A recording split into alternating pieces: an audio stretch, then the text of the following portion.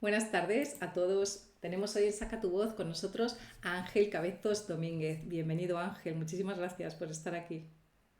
Gracias a ti por traerme a tu podcast. Un gusto, de verdad. Os voy a presentar a Ángel porque la verdad es que tiene un perfil muy interesante. Yo os aconsejo desde ya mismo, aunque luego os voy a poner sus redes en la descripción del vídeo, que sigáis sus posts en LinkedIn porque yo de verdad no sigo mucha gente y es que Ángel no me lo pierdo de las cosas tan interesantes que publica y tan profesionales, con lo cual, bueno, desde ya os lo anuncio, ¿no? Ángel es psicólogo forense, es criminólogo centrado en la concreción, formado en psicopatología, en abogacía criminalística y en resolución de problemas.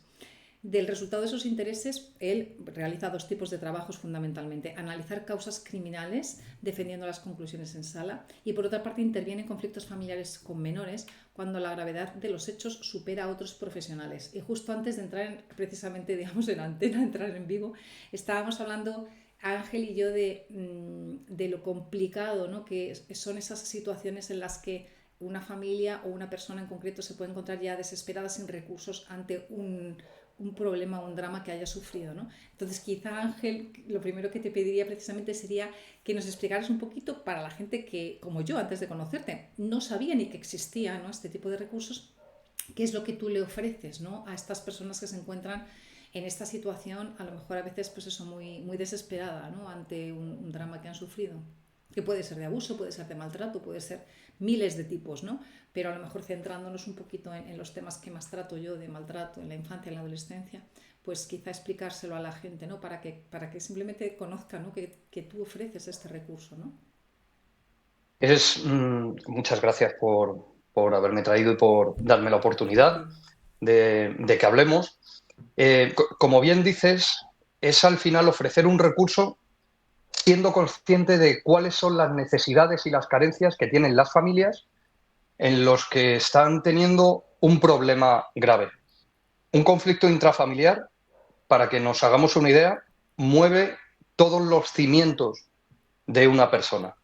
Si tienes un problema dentro de casa, tienes un problema en el trabajo, tienes un problema social con los amigos, tienes un problema de expectativas, no puedes salir del bucle. Y yo lo primero que intento hacer, o lo que hice cuando me tomé la decisión de dedicarme o dedicar parte de mi tiempo a ayudar a las familias, es encontrar cuáles eran las necesidades que ellos tenían. Hay una que es básica. Fíjate qué sencillo, decía. No todo el mundo tiene la posibilidad de ir a una consulta. No todo el mundo tiene la posibilidad de desplazarse en una hora concreta, en un día concreto, a una consulta. Entonces, pues eso se puede cubrir acercándose el psicólogo al domicilio. El psicólogo en casa, una vez que entras por esa puerta, empiezas a entender cómo es la dinámica familiar. Todos tenemos nuestra casa como una extensión de nuestra propia personalidad y muchas veces si ves una casa muy ordenada te puedes hacer a la idea de si esa persona tiene también ordenadas sus ideas, si tiene ordenados sus valores, sus principios, si tiene el control. Al entrar en las casas, por lo pronto, ya le estamos dando una facilidad a la familia. Le estoy dando una facilidad para que se expresen libremente en un entorno que ellos controlan y a la vez se recoge información. Pero luego también hay necesidades que no se cubren o no es fácil cubrir con recursos públicos. Por ejemplo, si un menor está agrediendo, yo trabajo con menores, casi todos están en torno desde los 10 hasta los 14 años, un poco más pequeños, también desde los 8, pero casi todos están de los 10 a los 14, 15. En ese periodo, si los hijos agreden a los padres, los recursos que tenemos no son numerosos. Se suele acudir al pediatra. Muchas familias vienen derivadas por pediatría. Es el pediatra el que determina que tiene que haber una intervención familiar. Porque si el problema es estructural de la familia y llevas a un menor al psicólogo, raras veces se consigue solucionar el problema dentro de la familia. Porque el problema es de la dinámica familiar. Totalmente. Adecuar expectativas, confiar, conocer el desarrollo de los menores, entender las relaciones interfamiliares de una manera extensa. Yo me dediqué, me especialicé, me formé también con los cursos que específicamente da el Colegio Oficial de la Psicología de Madrid sobre la terapia familiar a domicilio, la asistencia a menores, la asistencia a adultos domiciliaria, y con eso empecé a trazar lo que es la intervención completa dentro de la familia. Cambiar las dinámicas familiares para evitar el conflicto, evitar la violencia, poder construir la personalidad, el entorno idóneo para que los hijos se desarrollen.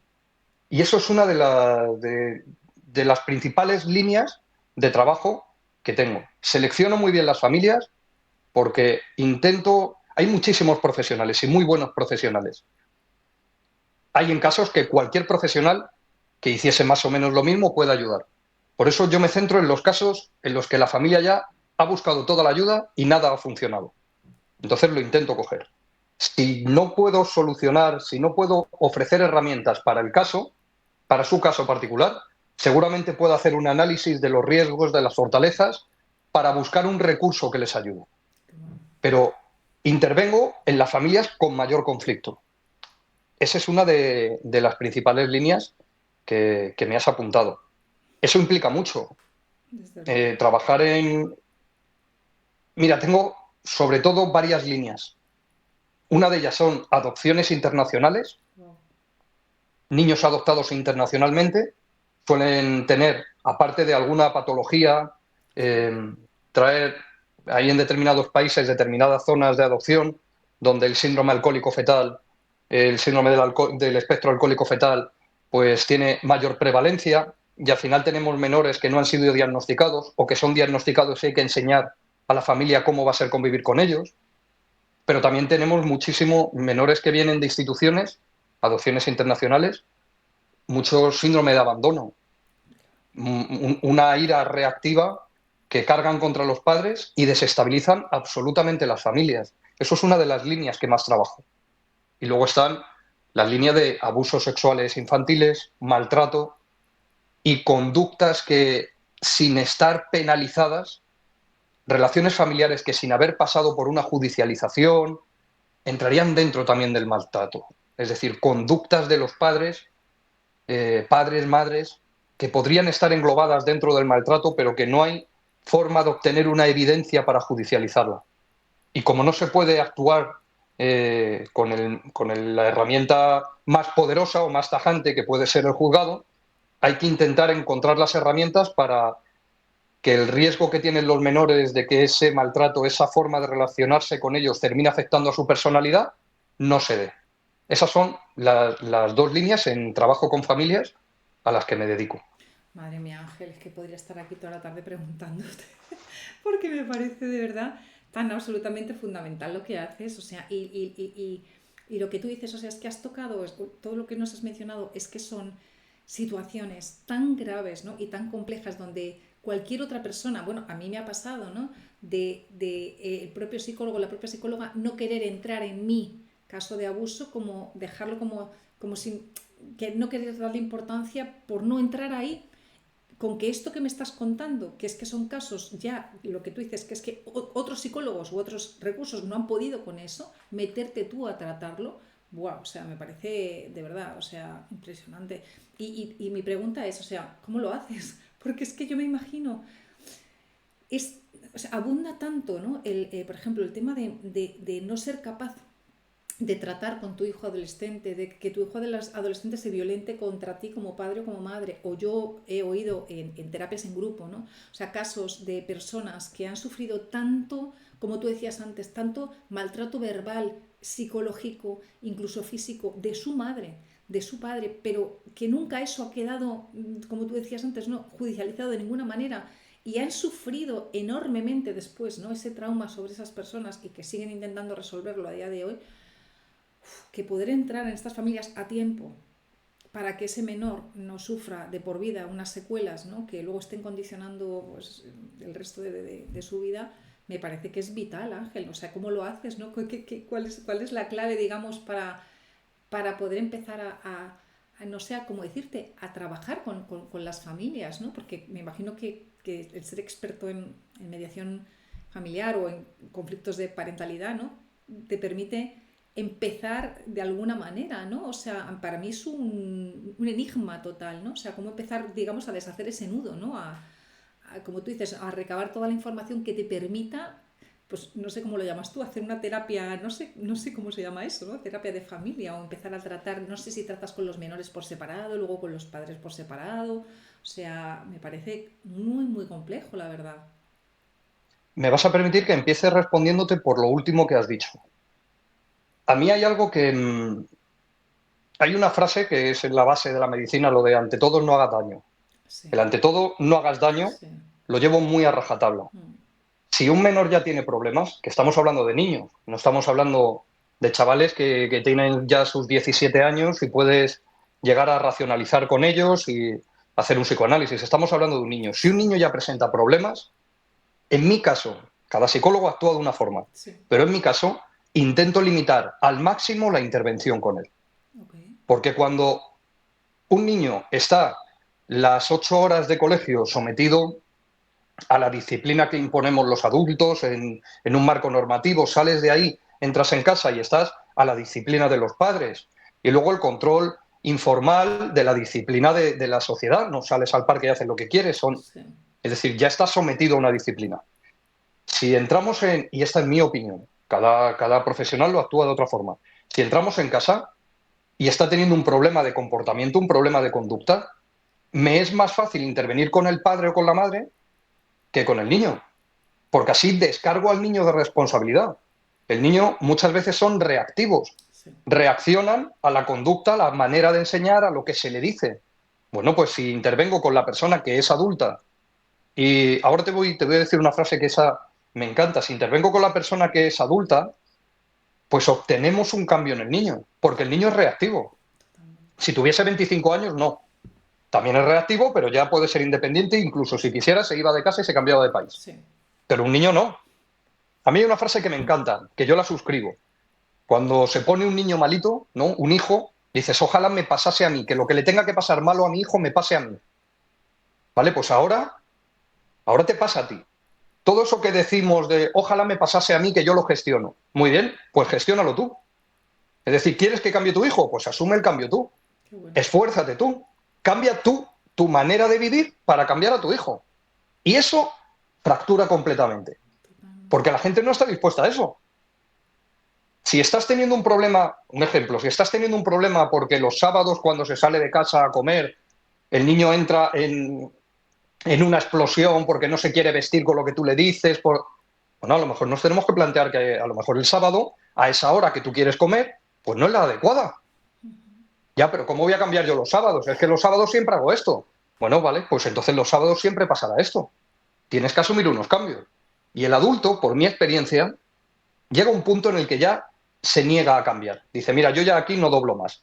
Asumo un poco que el niño va a ser así, pero ya no cambio más. No cambio más porque no quiero perder mi vida. Yo es que antes tenía una vida muy interesante. Y ahora, pues mi vida al final adquiere el rol de cuidador y yo también soy una persona, soy un hombre, una mujer que necesita tener una vida, ¿vale? Pero entonces sabemos dónde hemos llegado, hasta dónde. Podríamos cambiar mucho más, pero sabemos hasta dónde. Eso también hay que asumirlo. Esto es empezando por lo último. Cuando decías cómo se llega a esto, mira, hay una película que seguro que la has visto, la novela, que la película es buenísima, la de Slumdog Millionaire, me parece que se llama, Sí. la del chico indio Sí. que al final toda la vida le lleva a que en el 50 por 15 sepa las respuestas a las preguntas. Pues en este caso es un poco así. Yo empecé trabajando, de los primeros trabajos que tuve como vigilante de seguridad, Ujú. fue en un centro de menores. Y con 18 años veía cómo se comportaban esos chavales que tenían mi edad. Porque al final no eran chavales de 10 años, tenían casi todos mi edad antes de entrar en prisión, 17 y 18. Veía cómo se estaban comportando. Y día a día, porque entraba de 8 de la mañana a 12 de la noche, 16 horas con ellos, día a día conocías la historia. Y al conocer la historia, pues ya se despertó un ansia de conocimiento. Eso me llevó a estudiar en profundidad la criminología. Estudiando en profundidad la criminología, supe que había áreas de conocimiento que necesitaba desarrollar. Y me centré en la psicología. Cuando ya se termina la psicología y se entra en el derecho, ya sé cómo están respondiendo los operadores jurídicos a esa consecuencia. Y al final, cuando ya trabajas en una mediación, en una intervención en prisión, ya sabes cuál ha sido la consecuencia final, desde un chaval que empieza a delinquir hasta un hombre que entra en prisión. Y a partir de ahí, deconstruyes todo y te centras donde puedes intervenir. Y al final, ¿qué es lo que nos queda? Retrotraemos todo hasta llegar al niño. Si trabajamos sobre el niño y trabajamos sobre la familia, podemos evitar el último escenario. Y ese conocimiento global es lo que lleva muchas veces a entrar en una familia y desde las primeras sesiones ver dónde está el conflicto. ¿Cuál es el origen del conflicto? Porque trabajando con padres que están separados, padres que se odian a muerte, puedes saber qué es lo que detona ese odio a muerte. Y cuando entras en una familia y están en ese primer estadio, que se están empezando a generar conflictos entre ellos, lo detectas. Viendo cómo termina un chaval en la calle, agrupado, apoyado por su grupo de amigos, porque tiene una carencia afectiva en casa, puedes detectar cómo empieza esa carencia afectiva e intervenir. Por eso he centrado el esfuerzo en el ámbito terapéutico, en el ámbito de la psicología, en eso. Precisamente porque lo único que quería ser en algo es útil. Útil. Si se puede evitar mínimamente que alguien no termine pasando por todo el sistema de justicia, que termine siendo identificado, detenido, ingresado, tratado, si se puede mínimamente y yo puedo contribuir mínimamente a eso, yo con eso ya he amortizado la carrera, ya he amortizado el tiempo. Es más o menos lo que señalabas, Sí, ¿no? sí. ¿Cómo se llega a eso? Con una formación que no es una formación académica, es una formación experiencial, Sí. es una formación vital que te vaya orientando hacia lo que puede ser más o menos tu vocación. Y esa vocación de servicio al final se transmite en esto, en la intervención en familias, me parece lo básico, No, cuidar al niño. totalmente. No tengo duda, no tengo duda de tu vocación porque además lo que tú nos cuentas, ¿no? Es que te empapaste, ¿no? De esa realidad de los menores desde tu primer trabajo, cuando como vigilante es que estabas viendo, ¿no? Su día a día y luego vas de estudio en estudio en estudio, cada vez que generándote tú un conocimiento más integral de todo lo que puede llegar a vivir un menor, ¿no? Con lo cual yo creo que es que eso te da una visión tan rica y tan amplia que pues vamos, me parece que no puede ser más útil de verdad, o sea, lo que estás haciendo. Y además creo que te lo has descrito también antes cuando has dicho, puedo llegar hasta donde llego en cuanto a que llega un momento en que hay gente que directamente es que no está dispuesta, ¿no? A renunciar o a seguir poniendo, ¿no? De su parte. Y es que yo hablo muchas veces con mi hijo de hasta qué punto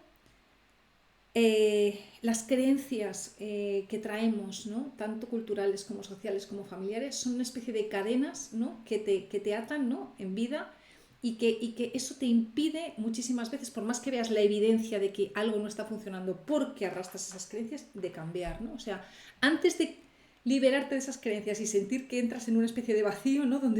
donde parece que eso, que no tienes suelo, la gente se sigue aferrando a lo que tú decías. No, es que mi sábado es así, mis cervezas con mis amigos, mi fútbol no sé qué, yo que sé, mi quedada de salida de chicas. A ver, ya, pero es que hay X cosas que te estoy poniendo, ¿no? Aquí delante que pueden estar generando, ¿no? Un trastorno en tu hijo. Entonces vamos a reevaluarlas. No, porque y si, ¿no? O sea, si me quedo, o qué van a decir los amigos, o socialmente me quedo excluido, o mi familia diría que si no voy a comer el sábado todos los días a casa de mis padres. Entonces hay toda una serie de cosas ahí que me parece tan difícil, ¿no? Desarmarlas, hacer, ¿no? Que la gente entienda que es necesario por lo menos pararse a valorarlas por el bien de sus propios hijos. Que me parece de verdad un mérito tremendo ya solamente el planteárselo, ¿no? A un padre o a una madre, ¿no? El decir, oiga, mire, es que a lo mejor esta manera que tiene usted de tratar a su hijo, no sé con qué palabras, seguro que tú usas las palabras que hay que usar, ¿no? Pero muchas veces es que lo ves, ¿no? Dices, es que simplemente si usted fuera capaz de decirle a su hijo esto de otra manera, ¿no? O sea, su hijo a lo mejor la reacción que tendría sería otra tan distinta, pero como es lo que ha escuchado de su madre, es como le han tratado siempre, no es como le parece lo normal. Pero ¿qué pasa? Pero si es lo de toda la vida, pero si es que tal, pero si es que es un flojo, pero es que todas estas cosas que arrastramos pesan tanto en nuestra vida, ¿no? Que condicionan enormemente el trato que damos a nuestros hijos, ¿no? Lo dices muy bien. Cuando estabas hablando, me estabas transportando a cuando yo tenía 8 o 9 años y entraba, no sé si se llama así las imágenes, yo creo que sí. entraba en un supermercado con mi madre y mi tía y había un cuadro enorme que era un estereograma. Tú lo mirabas y se veía un cubo en 3 dimensiones, pero tenías que llegar a verlo. Sí. No sé si se llama Yo estereograma. tampoco sé cómo se llama. Si no es así, pero ¿sabes qué Sí, imágenes sí, te sí, digo, sé no? lo que te Las digo. que te tienes que acercar y Sí, alejas hasta sí, que lo ves. sí. Pues esto es exactamente lo mismo. Yo tengo una capacidad maravillosa desde pequeño para ver esas imágenes. Desde luego. Pero si tú ahora se lo muestras a otra persona, le puedes estar diciendo lo que hay dentro, Y que no si no lo lo veo. ve, no te puede creer. Exactamente. Y esto es así. Esto es exactamente así. Yo aquí tengo que ser bastante sincero, bastante pragmático. Mi trabajo principal es ser funcionario. Yo tengo mi compatibilidad para el ejercicio de la psicología y la ejerzo con absoluta libertad y absoluta regulación. Pero mi trabajo principal es ser funcionario. Sí. Y la psicología es el empuje, en las ramas en las que trabajo, es el empuje para llegar a cubrir la necesidad de ayuda, Sí. de motivación. Con esto quiero decir que si voy a una familia, mi trabajo, mi comida diaria de mi casa no depende de esa familia. Yo no intervengo tengo que tener mucho cuidado con lo que digo, a ver si a alguien no le va a gustar, me va a dejar de contratar, va a peligrar mi sueldo y si peligra mi sueldo, me come la cuota de autónomos, me comen los pagos. Entonces, pues siempre intento mantener el cliente Sí. en lugar del paciente. No, en mi caso no. Yo entro a solucionar un problema. Si no se está de acuerdo en contribuir a la solución, en las herramientas, porque esto cuesta muchísimo. Desde luego. Si no se está de acuerdo, no pasa absolutamente nada. Hay otros 1000 profesionales. Pero yo no trabajo con la media tinta, porque para mí ir un martes, un miércoles, un lunes a una casa y dedicar 2 horas de mi tiempo me requiere un esfuerzo y un sacrificio personal. Y si no soy correspondido, pues directamente seguro que hay otro recurso que se adapta más. No quiero sonar prepotente, No, no, Iciar, no, no pero suena vengo a prepotente, decir suena que realista. Sí, sí, sí. si tienes una necesidad, Sí, si de verdad hay un problema, tienes que trabajarlo. totalmente. Y yo tengo que decirte dónde estás fallando. Si tu manera de dirigirte a tu hija, si tu manera de dirigirte a tu hijo es agresiva, provoca una reacción, es controladora, pues te lo tengo que decir y te voy a enseñar cómo cambiarlo. Pero si tú crees que el problema no es tuyo y es de tu hijo y no quieres aceptar esta otra visión y probar alguna herramienta a ver si cambia, seguro que hay otro profesional que te pueda ayudar. Lo comparto totalmente. Pero tienes que saber cuál es la realidad. Totalmente. Antes has dicho algo interesantísimo sobre esas cadenas que arrastramos. Es que seguimos a día de hoy con la conciencia de que un hijo es una pseudo propiedad. Un hijo, como tiene mi mitad de material genético y la otra mitad del otro señor, pues es que yo tengo que decidir, porque es mi hijo. Totalmente.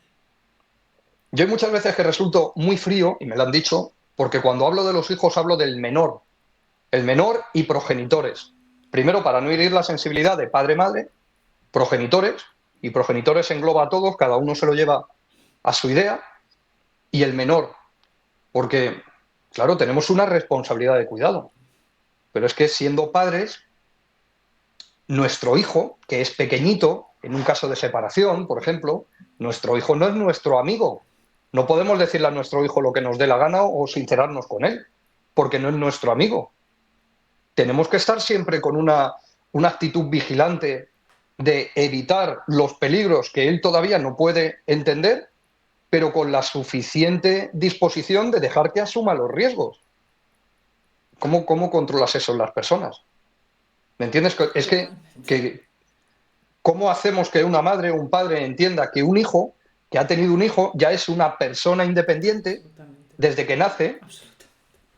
que no es un accesorio, que a mí me encanta, por ejemplo, cuando veo en verano en las terrazas y demás, los padres pasándoselo fenomenal y los niños aburridos como monas Desde luego. en las sillas o... Claro, estás con otra persona. Si cogiésemos a nuestra mujer, nuestro marido, nuestra novia, novio, y le dijésemos, vente, que voy a ir a ver el fútbol, como pasaba en los 60, todos diríamos, madre mía, qué actitud más machista, ¿no? Estás viendo el fútbol y tienes a la novia al lado. Bueno, pues habrá que hacer planes, habrá que entender las necesidades. Y si no entendemos las necesidades, es que hacer entender las necesidades a alguien es muy difícil. Súper, Ángel, has tocado un tema de verdad que a mí me llega al alma porque tenemos tanto, yo creo, todavía como sociedad por aprender el tema de realmente respetar el ser de cada uno, ¿no? Y en nuestro hijo, nuestro propio hijo, como tú decías antes, que no es una prolongación de mi ser, que él es un ser, él en sí mismo, ¿sí? Que en ningún caso soy yo, o sea, él es él, sí, simplemente lo que tengo es una responsabilidad de protegerle, de cuidarle, de quererle, pero le tengo que dejar ser, ¿no? Entonces, es tanto de verdad considero lo que nos falta en este sentido, ¿no? De verdad respetar la libertad de ser de nuestro hijo, lo cual no quita que tengamos que educarle, tengamos que todo el rato, ¿no? Intentar hablar con él, consensuar, valorar juntos, ¿no? Qué es lo que está bien, qué es lo que no está tan bien para él, pero dejarle ser, o sea, es que, bueno, yo creo que esto es una asignatura pendiente en todos nuestros niveles de relación de la vida, ¿no? Dejar ser a tu pareja, dejar ser a tu amigo, dejar ser a tu compañero de trabajo, o sea, respetar el ser de cada uno, ¿no? Mientras tengamos esta asignatura pendiente, yo creo que es tremendamente difícil, como tú decías, cuando entras en una casa y sientes que consideran que ese hijo es suyo y por tanto pueden hacer con él lo que quieran, que es lo que yo he vivido en mi propia vida, liberarte de eso, fíjate que cuando más yo lloré y cuando más sentí mi trauma era, no soy tuya, o sea, no soy tuya, ¿sabes? Me repetía a mí una y otra vez, es que yo no soy tuya, es que conmigo no puedes hacer lo que te dé la gana, es que no soy tuya, ¿sabes? O sea, era algo, es la herida más profunda, no ya, o sea, aparte de la sexualidad, era un tema de dignidad, ¿no? Es que no soy tuya, es que yo soy por mí misma, ¿sabes? No puedes permitirte hacer conmigo lo que te da la gana, ¿no?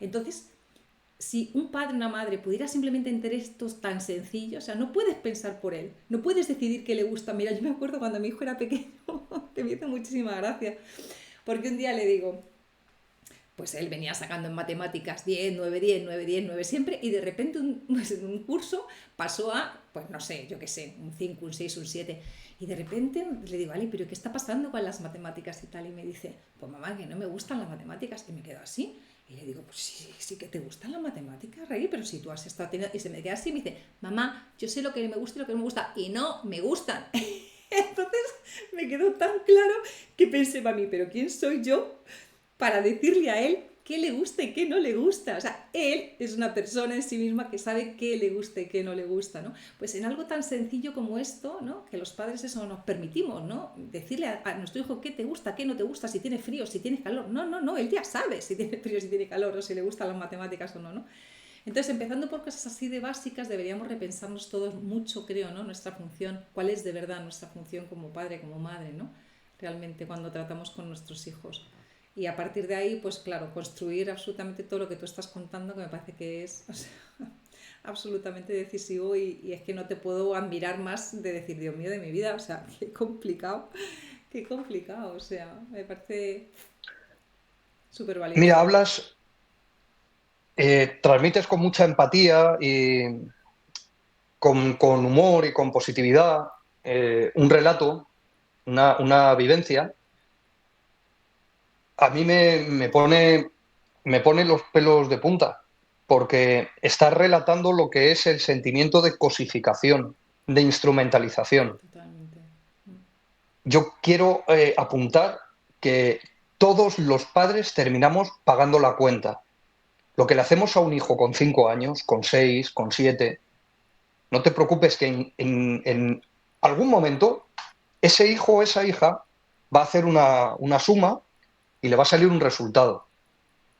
Entonces, que podemos coger a una personita y amargarle los 15 primeros años de su vida, vale. ¿Cómo serán los próximos 30? ¿Qué relación habrá? Eh, ¿Cómo se va a configurar? Todo lo que hacemos a un hijo, los hijos empiezan a madurar. El cerebro de un niño se va desarrollando. Dependiendo de lo que tú le des, así se va a desarrollar. Y tengo, pues bueno, las opiniones generales de, bueno, pero es que de pequeños puedes hacer con ellos lo que quieran, sí, pero ese niño va cambiando. Y el niño empieza a entender. Un niño no es una cosa tonta. Cuando digo niño, digo también niña, los Sí, menores. sí, sí. No es una cosa tonta hasta que tiene 16 años.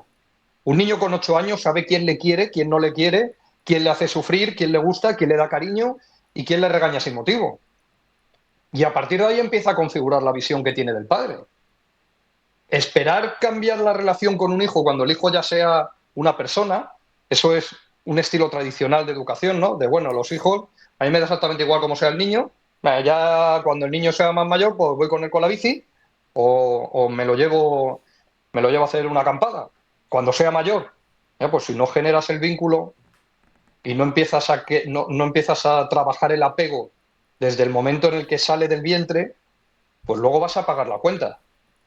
Luego no va a ser la relación paterna que tú querías, luego te das cuenta que a lo mejor llegas a los 70, a los 80 años y estás solo, Totalmente. o estás sola. O llega un punto en el que esa chavala hace su trabajo, da con 40 años, tiene ya 40 años de vida y se da cuenta, porque ha cogido 4 libros de Alan Miller, porque ha visto 4 podcasts, o porque ha visto una película que le ha abierto los ojos, o porque un amigo psicólogo suyo le contó una historia, se da cuenta de lo que ha sufrido. Y en ese momento fractura la relación con los que fueron sus padres o hermanos. Es decir, tenemos que ser conscientes de eso, Sí. que eso es una realidad que la mayoría de los padres con los que trabajo no ven. Tiene que hacer un trabajo. Ese trabajo del respeto del hijo no es una prolongación. El hijo no es una cosa, no se instrumentaliza. El hijo no es algo con lo que hacer daño a otra persona, porque el niño con 7 años no se da cuenta de muchas cosas. Pero el niño cuando tenga 10 años va a repensar lo que le pasaba cuando tenía 7. Cualquier persona de los que estén escuchando esto, cualquier ser humano, si piensa un poco en su infancia puede sacar una conclusión de lo que ocurría. Tenemos que ser muy conscientes de que tenemos que tratar al hijo como una persona independiente desde el momento del nacimiento, dotándole del valor que tiene por sí mismo. Aunque el hijo que nos salga sea un cafre, que tú digas, madre mía, es... Yo he tenido padres que me dicen, padres y madres, no me gusta mi hijo, no me gusta la personalidad, no me gusta hablar con él, ni me gusta sentarme con él a cenar y me toca las narices hasta cuando se ríe. ¿Ya? Pues es que le tenemos que dotar de la personalidad propia para que se desarrolle y si luego no te gusta, pues mala suerte. Si no te gusta tu hijo, lo tendremos que trabajar porque viene, pero no podemos hacer a tu hijo a tu imagen y semejanza, como si fuese el fruto del barro, ¿no? Como si fuese la costilla de Adán. No podemos. Totalmente. Quiero dejar eso muy claro, Iciar. Eso genera un problema. Eso genera una fractura. Un hijo fracturado con 40 años es un padre que va a fracturar o que no va a establecer convenientemente el vínculo con sus propios hijos. En el caso, uno de estos casos de familia donde un progenitor decía, es que no me gusta ver este menor cuando está comiendo, cuando... Luego empiezas a decir, ¿qué es lo que no te gusta? Pues precisamente no le gustaba lo mismo que sus padres le decían a esta persona que corrigiera cuando tenía esa misma edad. Y al verse reflejado, ve dónde estaba el problema. Cuando lo sacas, lo pones encima de la mesa y dices, ¿ves que estás exactamente reproduciendo lo que hacían tus padres? Totalmente. Entonces ya empieza a ver al hijo de otra forma. Es que la maternidad, la paternidad es muy compleja. Tener hijos es fácil, es muy fácil, ¿eh? Tener hijos, como somos seres humanos, somos animales, tener hijos es fácil. Ahora, lo que implica la paternidad y la maternidad merece reflexión. Totalmente. Y no tenemos un trabajo. Lo único que podemos hacer es tirar de los valores propios y de modelos anteriores. Pero no tenemos un trabajo de lo que tiene que ser padre, ser madre, criar un hijo. Entonces es normal que vaya habiendo pequeños problemas que se van solucionando sobre la marcha. Pero creo que sí es un buen punto lo que estás diciendo, empezar por el respeto a los hijos, a la personalidad del hijo. Totalmente, vamos, para mí es absolutamente clave. Y mira, yo una de las cosas también que más me ha impactado, que te lo contaba antes de empezar a hacer el vídeo. Eh, yo dentro de mi depresión, lo he contado también en otro vídeo que tengo por ahí, yo tuve ideas suicidas y yo creo que o sea, es uno de los temas que a mí más me puede doler y más delicado me puede parecer, que cuando tú te sientes iba a decir acorralado, que creo que puede ser algún caso, ¿no? De alguna persona que tenga ideas suicidas. En mi caso no era acorralada, era absolutamente desesperanzada. O sea, cuando tu vida no tiene sentido y te sientes desconectada de la vida, simplemente no hay, o sea, sufres tanto que cualquier cosa que no sea estar aquí va a ser mejor. Eso es lo que, ese es el sentimiento que había en mí, ¿no? Entonces, creo que hay muchos casos de maltrato, muchos casos de abuso que acaban llevando a la persona a este sinsentido, es una especie de caos dentro de ti que se junta con este sinsentido de vida y al final cuesta muchísimo salir de ahí, ¿no? Entonces, a mí me ha llegado al alma cuando he leído un artículo que os lo pondré también en la descripción del vídeo, tan interesante, que se llama La autopsia psicológica ante un caso de suicidio, y en el que tú precisamente analizas la línea vital post-mortem ante varios casos, que se expresa en el artículo que tú has analizado la línea vital post-mortem ante varios casos de suicidio, ¿no? Y creo que es otra manera también de entender, ¿no? O sea, hasta dónde puede llegar, ¿no?, la gravedad de un menor que por no ser de alguna manera asistido acaba derivando su vida en un suicidio, ¿no? Entonces, creo que seguro eres de las personas probablemente que más puede llegar a conocer, ¿no?, la profundidad de qué hay, ¿no?, en esas personas, o qué ha podido haber, ¿no?, en esas personas que han acabado decidiendo quitarse la vida, precisamente en lo duro de este trabajo que haces de analizar, ¿no?, esa línea vital post-mortem de una persona que decidió finalmente quitarse la vida. Entonces me parece, no sé si es fácil o no que nos lo puedas explicar, pero creo que ayudaría mucho también, ¿no? O sea, podría ayudar mucho también a alguien que pueda escuchar este vídeo y que se sienta desesperanzado, o a un padre o una madre que ha podido tener o que puede tener un hijo que haya tenido algún intento de suicidio, ¿no? O sea, escuchar, porque en mí, por lo menos en ese momento, pues gracias a Dios vi una luz, ¿no?, antes de hacer nada, pero es que yo sé que hay mucha gente que no ve esa luz y que se acaba suicidando. Entonces, ¿qué ponemos a la mano de la gente, digamos, ¿no?, para que puedan sentir que, como tú decías, ¿no?, siempre hay un último recurso que puede estar ahí para mí, ¿no? Es difícil, ¿eh? Lo que planteas es complejo porque el suicidio rara vez se da de 0 a 100. Es decir, estamos bien, estamos perfectamente, tenemos una vida estable y de repente por la noche nos matamos. No, Eso no es así. cierto. Las ideas, la fabulación, el empezar a pensarlo. Yo cuando pienso en una persona, a mí me gusta mucho utilizar la imagen mental para luego poder desarrollar una idea. Yo creo que la mente de una persona que tiene ideas o tendencias suicidas o que está con la idea autolítica es como una casa donde está habiendo un incendio y hay humo. Si alguna vez has visto una casa o incluso en las películas, cuando entra un bombero, lo primero que te encuentras no son llamas, es humo. Un humo espeso que no te deja avanzar, que tienes que ir a tientas, tocando la pared, notando dónde están las partes calientes para saber si es una habitación o no, agachándote. Es un humo que no te deja ver. Una persona que ya está planteándose, pues a lo mejor es mejor que me quite la vida a seguir viviendo. Es porque no puede ver nada, no puede ver la salida, no puede ver lo que hay más allá, no puede pensar de aquí a 20 años. De hecho, no puede pensar de aquí a la semana que viene. Pero como en todo incendio, siempre empiezan los indicadores. Y eso, primero, tienen que ser autopercibidos cuando me estoy empezando a encontrar mal, pero también tenemos que saber que la persona que está sufriendo no se le puede pedir que encima perciba cuando está empezando a encontrarse mal para que tome una solución. Porque esto es una cuesta abajo. Y de repente un día con otro se va enganchando, uno va manteniendo el espíritu, las ganas, la fuerza, pero cada vez va bajando un nivel, como la batería del teléfono, Sí. va bajando niveles hasta que de repente se encuentra que ya no puede ni solicitar la ayuda. Si está absolutamente solo o sola, es un problema. Esa es la clave. Si no hay nadie que pueda ver un indicador, es un problema.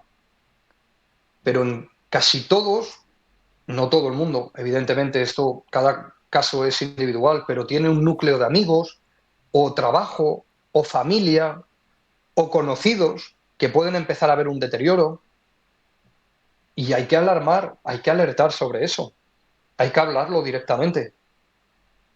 Hay muchas conductas que te llevan a pensar que la persona está desconectando fases de su día a día, de su mundo, y que al final, si no es capaz de responderte, bueno, ¿qué podemos hacer? ¿Qué más va a haber? ¿Qué ilusiones tienes? ¿Qué proyectos? Si nada más que ves que está centrada en un problema que está percibido o no como grave, no puede salir, empieza a romper relaciones con la familia, relaciones con el trabajo, relaciones con los ámbitos sociales, se encierra en sí misma, claro, alguien tiene que darse cuenta, o la propia persona, saber que está llegando a un punto de no retorno, o el entorno. A mí me resultaba, en una de las autopsias, hicieron una autopsia psicológica, me resultaba muy interesante, fue una de las que más me impactó. Era un caso en el que había unas grabaciones, la persona, no quiero dar muchos datos para que no se pueda localizar, pero bueno, la persona al final se suicida por arma de fuego, ¿no? Un intento autolítico con arma de fuego. Y existían grabaciones de días anteriores y simultáneos, a horas antes. Si observaban las grabaciones después del hecho, podías ver incluso cómo el mismo día la persona caminaba de una manera abatida, minutos antes de ocurrir el hecho, ¿eh? Abatida. Y se cruzaba con gente que le conocía. Y se cruzaba con gente que le saludaba, pero era tan evidente que lo estabas viendo y decías, madre mía, estamos viendo una persona antes de que ocurra el hecho. Era tan evidente que muchas veces lo que nos resulta evidente a los demás es algo, pues, a lo que no prestamos atención. Por ejemplo, en algunos de estos casos que hemos analizado, empezaban a vender o a desregalar sus cosas. El regalar las cosas, el empezar a quitarse las cosas materiales, que ya no tenga ningún valor lo material. No tiene valor la familia, las relaciones, no tiene valor lo material. Si está todo perdiendo valor, pues es muy probable que la persona esté también teniendo ideas que han perdido valor y que lo que le sujeta al día a día pierda valor. En uno de los, me acuerdo, es un reportaje que leí hace mucho, que hablaba sobre una chica que a través de redes sociales estaba indicando que quería, pues, cometer un intento autolítico, y la gente empezaba a decirle cosas por las que tenía que mantenerse, no hacerlo. Y al final no lo termina haciendo, pero la gente tiraba de cosas súper sencillas. Por ejemplo, si lo haces, no vas a ver terminar tu serie favorita. Si lo haces, no vas a poder ver X. Las cosas pequeñas son los que nos Sí, mantienen. sí. Pero no podemos pedirle a una persona que tiene toda la cabeza llena de humo y no ve salida, no le podemos pedir imposibles. Tampoco me parece, yo, y esto es mi opinión personal, todo aquel que dice es que son unos cobardes, es que, pues, si no has tenido a nadie o no has compartido con nadie que haya visto que es que ya no tiene salida porque no encuentra la salida, porque muchas veces para encontrar la salida te la tienen que indicar. Si no encuentra la salida, hombre, es muy aventurado encima cargar de responsabilidad a una persona Sí, que está pensando en terminar con lo único que tiene. exacto. Me parece un problema grave, extremadamente grave. La autopsia psicológica, que era a lo que me había señalado, la autopsia psicológica lo que hace es reconstruir la vida del finado a partir de relaciones laborales, relaciones familiares, diarios, escritos, redes sociales, comportamientos anteriores, vídeos, grabaciones, llamadas de atención. Coges todo lo que puede suponer, imagínate ahora cualquiera de nosotros. Si yo no estuviese, podrían coger mi teléfono, cogerían mi ordenador, todo lo que yo he escrito, y podrían reconstruir qué es lo que he estado haciendo la última semana. Eso es increíblemente útil, porque puedes llegar a determinar qué motivó a esa persona. Hay familias que necesitan cerrarlo y que no lo pueden cerrar porque dicen, pero ¿por qué lo ha hecho? Pues la autopsia psicológica te permite saber por qué lo ha hecho. Y en muchos casos, que esa es la herramienta tan importante y el desarrollo, en muchos casos determinar que no era una decisión propia, sino que se ha visto influenciada, por ejemplo, en un caso de maltrato, acoso laboral, maltrato, en el caso del bullying, del acoso escolar, lo vemos muy claro, ¿no? Cómo me han tratado empujaba al final a que tuviese que terminar. Se puede llegar a determinar y establecer un nexo causal entre esto ha provocado esto. Sí. Y así procederá al enjuiciamiento, porque la inducción al suicidio, la responsabilidad civil que puede tener una persona por no haber tenido los mecanismos que lo podían prever, todo eso, puedes dar una respuesta judicial, pero lo que sobre todo demandan las familias es una respuesta, Sí. un por qué, cómo estaba, cómo ha llegado a tomar esta decisión. Sí. Totalmente. Yo, mira, una de las razones por las que he creado Saca tu voz es precisamente para mostrar mi vulnerabilidad, ¿no? O sea, para mm, abandonar de una vez, ¿no?, ese perfil de perfección que de no poder mostrar ante la sociedad, ante tu familia, en tu trabajo, eso, tu vulnerabilidad, ¿no?, que no eras perfecta, que había muchas cosas, ¿no?, en tu vida por solucionar, y que a mí fue una de las razones que me llevó a sentirme absolutamente sin salida, ¿no? O sea, si yo no, o sea, si lo que a mí me ha pasado con el abuso sexual de mi padre es tal secreto familiar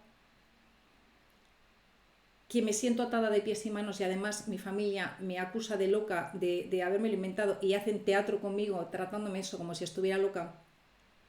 Mi familia, entonces no tengo trato, no existe, me siento absolutamente, no sé utilizar la palabra, o sea, no sé, fuera, ¿no?, fuera de ella, y encima de cara a la sociedad yo no puedo mostrar mi vulnerabilidad porque soy una persona hasta ahora que todo el mundo considera que todo le va bien, perfecta y tal. De repente se genera tal nivel de soledad en ti misma, en tu vida misma, que, que eso, te sientes atado de pies y manos, ¿no? Entonces creo que la primera cosa que me nació con Saca tu voz fue decir, es que a partir de ahora, o sea, esto es lo que hay. Le guste a quien le guste, esto es lo que hay, o sea, con toda mi vulnerabilidad, con todos mis fallos, con todas mis problemas, mis traumas, esto es lo que hay. O sea, y cuanto más normalicemos y podamos verbalizar y sacar de nosotros mismos, ¿no?, o sea, nuestros problemas, para que la sociedad entienda que todos, yo me alegro cuando mis alumnos me siguen en LinkedIn o me dan un post o me dicen, Iciar, gracias por expresar esto porque me he sentido súper identificada contigo, porque necesitamos, yo quiero que me dejen de ver como la profesora, fíjate cuánto sabe, qué bien le va todo. No, no, no, no, soy como tú. Soy una persona como tú, que tengo y que he tenido mis problemas y mis graves problemas, y que aquí estoy, ¿no? Y que no pasa nada por mostrarlos, ¿no? Entonces yo creo que abrir esta ventana de todos tenemos problemas y podemos hablar de ellos, y hablando de ellos generamos esta red de apoyo para que la gente pueda encontrar recursos, ¿no?, para salir adelante. Esto es lo único que a mí de verdad me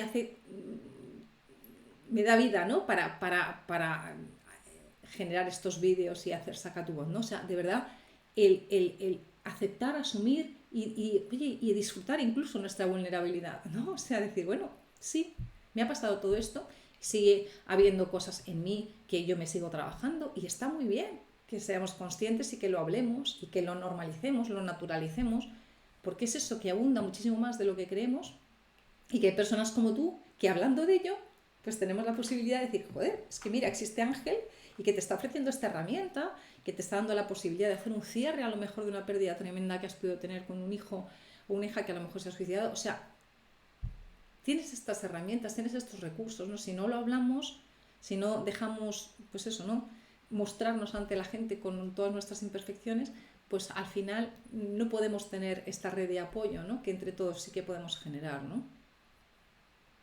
A mí me parece ciertamente muy valiente cuando cualquier persona que ha sido víctima de delitos graves, y los abusos sexuales en la infancia o en la adultez son graves, son muy graves, decide mostrarlo. Porque desde ese momento hay una parte, como sociedad no sabemos cómo tratar, es como coger algo frágil Tú puedes decir, no, yo hablo, yo ya lo he trabajado, pues soy un hombre, una mujer adulta, pero cuento una experiencia así, pero desde ese momento es como coger algo frágil, como, bueno, y entonces a ver si voy a decir algo que no es adecuado, a ver si, bueno, pues al final es una realidad. Es una realidad, es que cuando escuché tu testimonio me recordó a una noticia, no recuerdo exactamente de dónde era, pero una mujer también que después de muchísimos años, siendo ya adulta, decide relatar lo que le ocurrió en el seno familiar. Y lo triste es que esa mujer tuvo que salir del pueblo, no puede entrar en el pueblo en el que se crió. Me parece absolutamente impensable. Pasa muchísimo los abusos Sí. sexuales cometidos por la iglesia, las víctimas que salen. Y estaba viendo ayer mismo para encontrar algo de contenido para LinkedIn, para hacer unos cuantos posts de visibilización, la historia de un chico en India que estaba, era un reportaje que hacía la BBC, precisamente que había sufrido estos abusos por parte de un familiar y continuaba con el rostro ensombrecido para que no se le reconociese. Es una realidad bastante amplia para lo que creemos que puede ser, con unas consecuencias nefastas, terribles para la persona, y mostrar que una persona ha sufrido este tipo de abusos, que ha sido víctima de esto, tiene que invitar a la reflexión más que a alejarla o enarbolar ni una mínima crítica. El hecho, esto sí que quiero remarcarlo, que una persona cuente su historia no da derecho absolutamente a nadie a opinar. Ante una historia contada de un trauma, escucha activa y si no te piden tu opinión, no la des. Porque si lo haces bueno, si es que esto lo has tenido que ver, y yo lo veo, lo haces en tu propio círculo de amistades que conoces con nombre, apellidos y con trayectoria vital, y muchas veces hacen comentarios que no son adecuados, hacerlo en redes a mí me parece valiente. Valiente. Me parece que si has llegado a eso es porque necesitabas, porque ha sido un paso que necesitabas hacer para cerrar de una manera, eh, me parece más a mí, me parece una llamada de auxilio, no, mira, yo no lo voy a ocultar más. Podréis Totalmente. hacer lo que os dé la gana, pero esto es así, esto es visible, esto forma parte de una historia. Sí. Y la manera en la que lo tratas, la manera en la que lo cuentas, pues yo espero y deseo de corazón que te granjee el afecto y la comprensión del que lo escuche. Pero nada más. Cada persona puede opinar de una manera. A mí, cuando una persona cuenta su relato de vida, pues solo te queda escucharlo.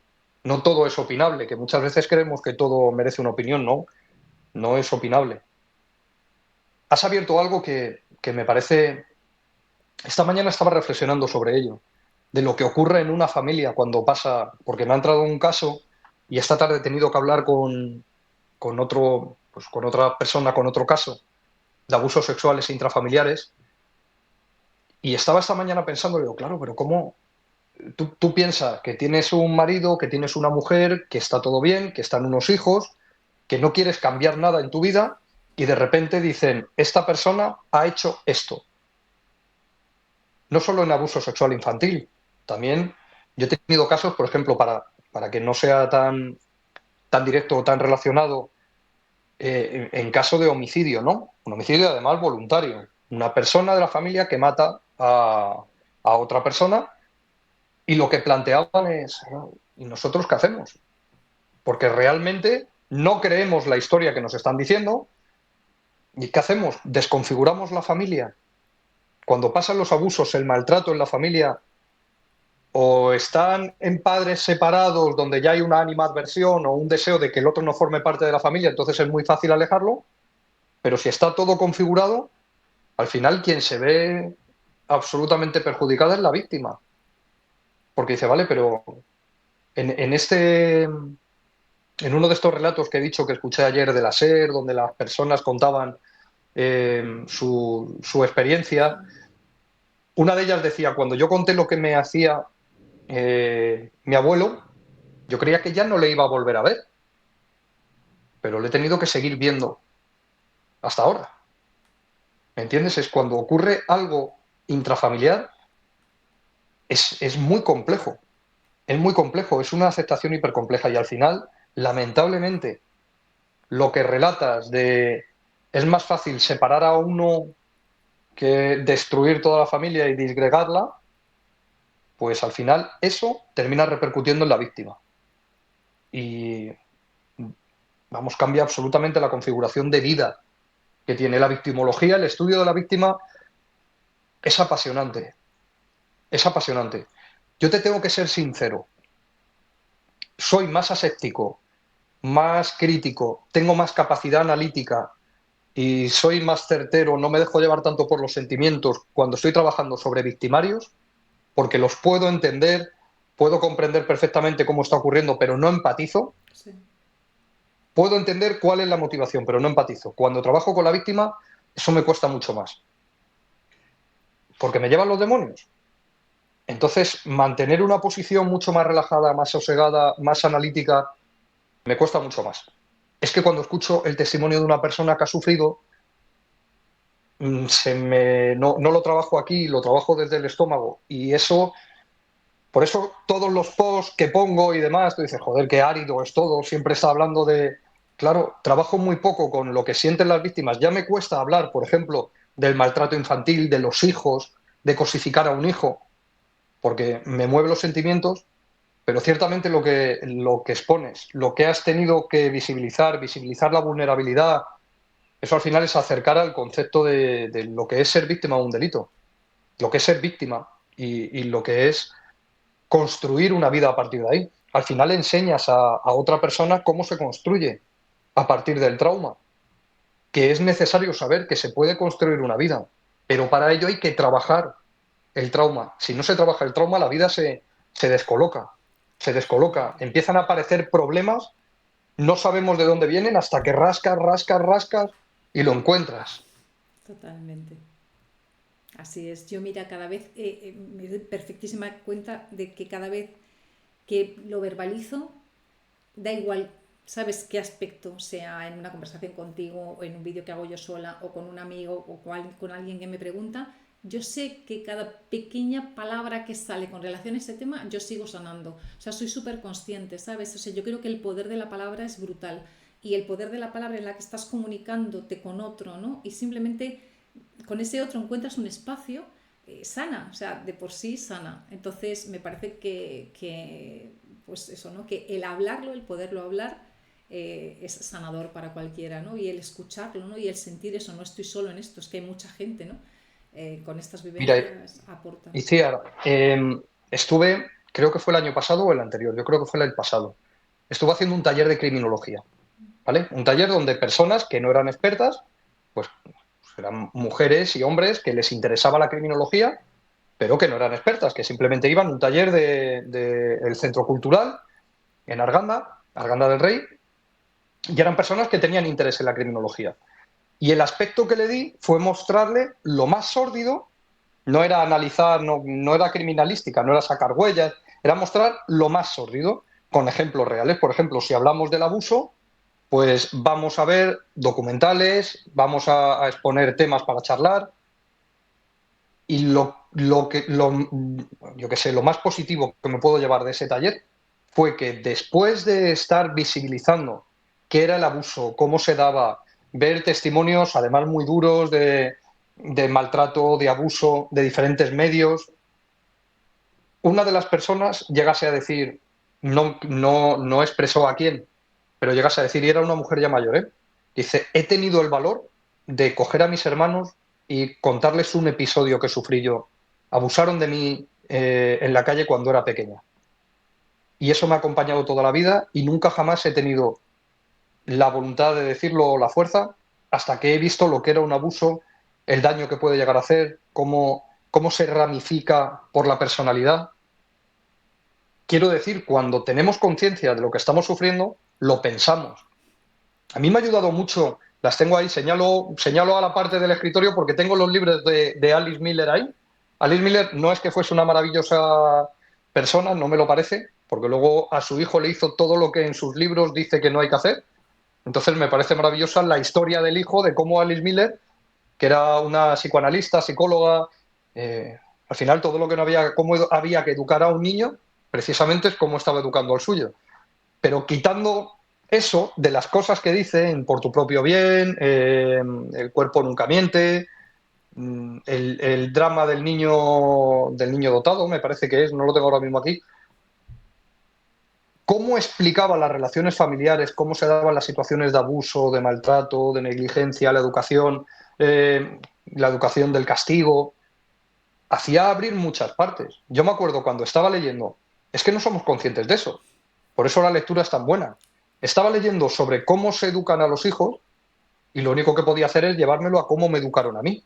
Y empezabas a ver patrones de conducta de la época, y sin quererlo, empecé a recordar cosas de cuando yo era pequeño, absurdas, qué es lo que había dentro de un cajón, qué pasó determinado día que no pasó nada, pero se me cayó X cosa de la mesa, cómo jugaba. Se abrió una puerta impresionante, que me ha costado cerrarlo, pues bueno, porque empecé a soñar y al final estaba otra vez en los 8, los 10 años, entendía las motivaciones.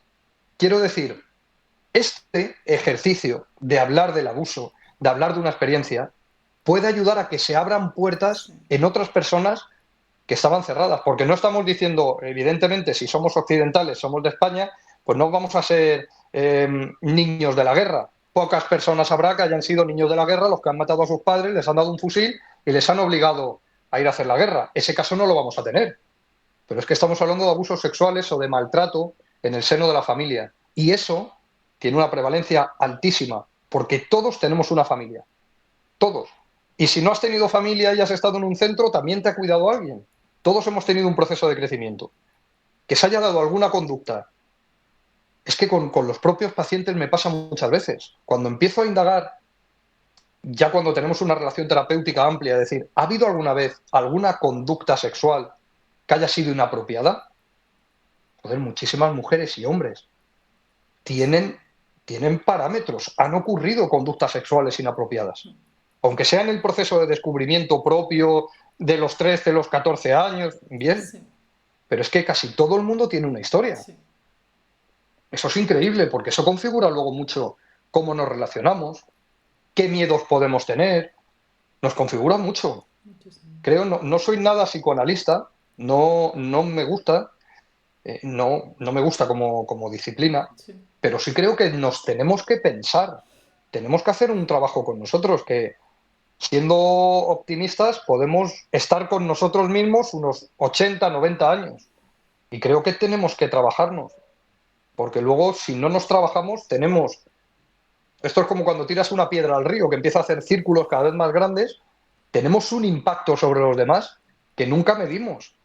Si yo no sé por qué lo estoy haciendo, pues a lo mejor, mira, una de las frases que más me gustó, todo psicólogo se recomienda que también vaya al psicólogo, sí, porque si no estamos haciendo un pan como una hostia, me vas a perdonar. Si yo sí. no me evalúo, ¿cómo voy a evaluar a los demás? ¿No? Consejos vendo que para mí no tengo. Lo que más me sirvió hace años fue una psicóloga que me dijo, si no te piden la opinión, ¿para qué la das? Mano de santo. Tan cierto. Tomé conciencia de que muchas veces opinaba, sobreopinaba, y eso provocaba en la gente pues una reacción. Desde entonces, si no me piden la opinión, no la doy. Y la gente puede sentirse más segura, más... Además, yo cuando hablo soy muy vehemente y me gustan mucho los temas y me apasiono, y hay gente que lo consideraba apabullante. Desde ese momento, calmo mucho más, escucho. Eso lo quiero decir, vengo a decir esta barrabasada por lo de conocerse, Sí, conocerse, trabajarse, ver qué puertas tenemos cerradas, ver, porque tenemos un impacto en los demás. totalmente. En ese caso, lo que has hecho tú me parece muy, me parece un ejemplo buenísimo. Y lo que estás haciendo con el podcast, con esta iniciativa, me parece un ejemplo muy bueno. Ofrece eso, justo. Muchas gracias, Ángel, de verdad. La verdad es que podríamos estar aquí hablando toda la tarde porque yo estoy encantada. Ojalá en otro momento, porque no quiero que se nos corte antes de que te pueda despedir como Dios manda, podamos otra vez encontrarnos y seguir hablando de más cosas porque me ha encantado, porque es eso, ¿no? Que entras en una profundidad tan tremenda, ¿no? Y con tanta profesionalidad y con tanta vocación que de verdad creo que, o sea, yo ojalá, ¿no? De pudiera haber escuchado, pues ya te digo, en mis años donde andaba buscando por todas partes recursos, porque creo que ofreces mucho y de una manera muy, muy valiosa. Así que te agradezco de verdad enormemente este rato y el compartir así. Te agradezco la oportunidad de dar voz a estos temas, de que sea en un entorno tan tranquilo, tan amigable y sobre todo que estés interesada en estas partes, Muchísimo. viniendo de disciplinas tan diferentes como las que vienes de conocimiento, ¿eh? Que ya llegues a tener un conocimiento tan profundo sobre esto, pues dice mucho también del interés que estás poniendo en la divulgación y en la comprensión de estos fenómenos. Muchísimas gracias, Ángel, de verdad. Te mando un abrazo grande y nos volvemos a ver, Igualmente, seguro. cuando quieras, cuando quieras. Chao, Ángel. Hasta luego.